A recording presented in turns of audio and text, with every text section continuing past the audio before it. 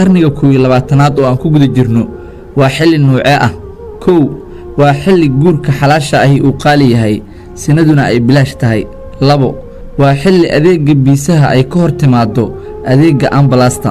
3 waa xilliga lumista telefoonka uu ka xanuun badan yahay lumista karaamada ama sharafta. 4 waa xilli qofnimada lagu qiimeeyo labiska.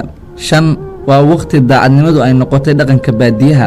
6 waa waqti ay lacagtu astaan u tahay xornimada, cadaaladda iyo sinaanta. 7 waa casri madow. 8 waa waqti ay beentu tahay naxariis, khiyaanaduna tahay caqli, faqriguna yahay ceeb, qaawanaantuna tahay reer magaalnimo. waa waqti ilaahay la aaminsan yahay balse aysan cabsi jirin. 10 waa waqti aad ku raaxaysanayso inaad dirto hees iyo muuqaallo xunxun balse ay cariiri kugu tahay inaad aayad qur'aan ah sheer garaysid. 11 waa maalmihii ugu dambeeyay ee dunidan.